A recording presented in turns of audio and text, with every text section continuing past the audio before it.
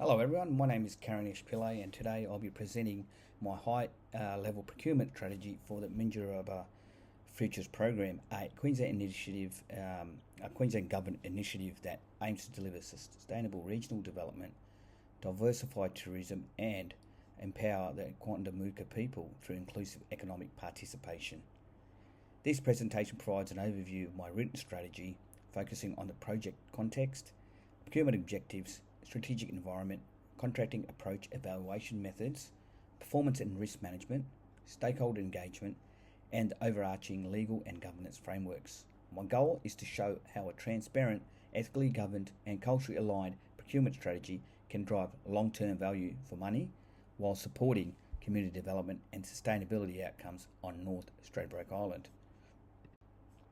The Minjarrabah Futures Program was created following the closure of sand mining operations in 2019.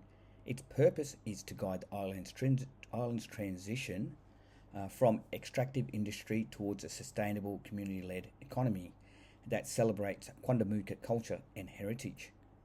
There are 6 interrelated sub-projects within the program. These include the campgrounds upgrades to improve visitor amenities, the Quampi Arts and Culture Centre, which will showcase local art and performance, Yalangabilla Babula or Whale on the Hill, a sculptural landmark that shares cultural knowledge, Minjarrabah Ganaba, a learning and training centre focused on capacity building, a series of recreational trails connecting key cultural and natural sites, and finally, place markers that tell Indigenous stories through interpretive artwork. All 6 projects operate within a collaborative governance model between the Queensland Government and the Quandamooka Uluburabi Aboriginal Corporation, guided by the Commonwealth Procurement Rules, CPR 2024, and the PGPA Act 2013, to ensure transparency, probity, and accountability. The procurement objectives for this program extend well beyond cost control.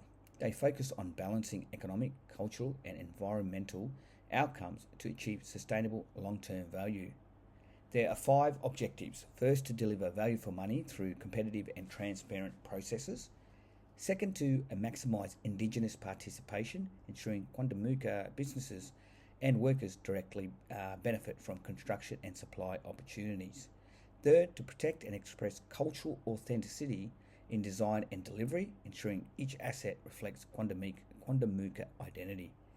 Fourth, to embed environmental stewardship, applying ISO 14001 sustainability principles and low impact design.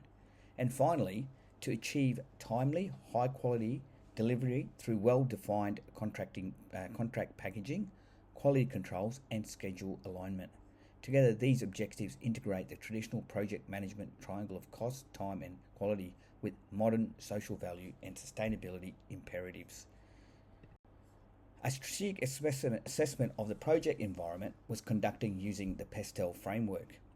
Politically, the project aligns with Queensland's Reconciliation Action Plan and Regional Growth Agenda. Economically, strong public infrastructure investment supports the program, yet inflation and material shortages continue to drive cost volatility. Socially, there is a clear mandate to deliver ethical and First Nations-centred procurement that empowers local people. Technologically, tools such as digital tendering portals and building information modelling increase efficiency and transparency.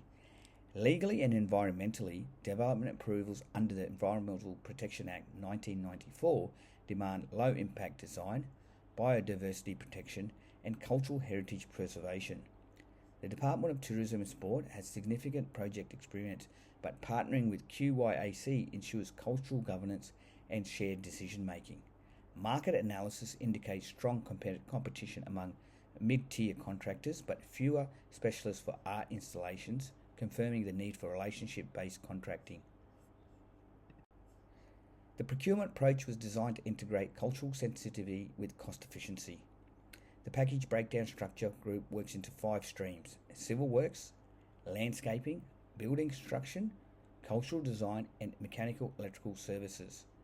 Make or buy decisions ensure governance and stakeholder communication remains in-house, while specialist construction and art services are outsourced to experienced suppliers. Procurement documents are selected according to project complexity. Requests for proposals for design-intensive works like Wampi and Yalangabilla Bulbula, invitations to bid for well-defined civil packages, and requests for quotation for routine services. Contract types also vary. Lump sum for campgrounds and trails, design and construct for Kwampi and Yalangabilla Bulbula, and construction management for Ganaba. These contracts form a contracting quilt, a layered framework that promotes flexibility, risk balance, and collaboration across all stakeholders. Evaluation focuses on achieving value for money while meeting social and cultural goals. The process has two stages. First is compliance screening, confirming that bidders meet mandatory requirements under the Commonwealth procurement rules. The second is weighted evaluation, by applying the following criteria: technical capability and experience, 25%; Indigenous engagement and social value, 20%; sustainability and innovation, 15%; methodology and delivery approach, 15%; cost and commercial value, 15%; and health and safety, 10%. Evaluation panels include representatives from the client, QYAC, and an independent probity advisor. All scores and rationales are fully documented and auditable, ensuring fairness and transparency at every stage. Effective contract management underpins the entire strategy. A procurement oversight committee meets quarterly to review progress and assess contractor performance. Key performance indicators include on-time delivery, budget adherence, quality benchmarks, workplace safety records, and Indigenous employment targets. Monthly reports feed into a shared digital dashboard, allowing transparent tracking and early intervention when performance issues arise. Contracts are also include gain share clauses to reward innovation, sustainability, and local training initiatives. Lessons learned from each sub-project are captured and integrated into future procurements, promoting continuous improvement and capability building across all contract partners. Risk management follows the ISO 31000 standard and PMBOK principles. The main risks identified are financial, schedule, environmental, and cultural. Financial risks such as material price volatility are mitigated through fixed price contracts and supplier hedging. Schedule risks from weather events or resource shortages are managed through contingency buffers and parallel work streams. Environmental risks are addressed by early approvals and ecological monitoring. Cultural risks, including heritage site disturbance or stakeholder conflict, are managed jointly with QYAC to ensure respect and ethical decision making. A joint risk register is reviewed monthly, and a central committee tracks mitigation actions, ensuring issues are contained before they escalate. Stakeholder engagement is the foundation of project success. The primary stakeholders are the Department of Tourism and Sport, QYAC, local businesses, educational partners, and the broader community. A power interest grid guides engagement. High influence stakeholders such as QYAC and the department participate in governance meetings. Medium interest stakeholders receive regular updates, and community members are consulted through public forums and newsletters. This structured communication ensures transparency, builds trust, and creates shared ownership of project outcomes, which is essential for maintaining long-term relationship on Minjerribah. Compliance is a cornerstone of this procurement strategy. All activities are governed by the Commonwealth Procurement Rules, CPR 2024, and the Public Governance Performance and Accountability Act 2013, which ensures transparent financial management and probity. Suppliers must demonstrate ethical sourcing under the Modern Slavery Act 2018, meet safety obligations under the Work Health and Safety Act, and comply with Environmental Protection Act 1994. The probity officer conducts independent audits to verify compliance, while all contracts use the Commonwealth Contracting Suite template for consistent risk allocation. Together, these frameworks reinforce accountability, fairness, and sustainable governance across all project phases. In conclusion, the Minjerribah Futures Procurement Strategy demonstrates how thoughtful, Culture-informed procurement can deliver infrastructure that empowers communities and preserves heritage.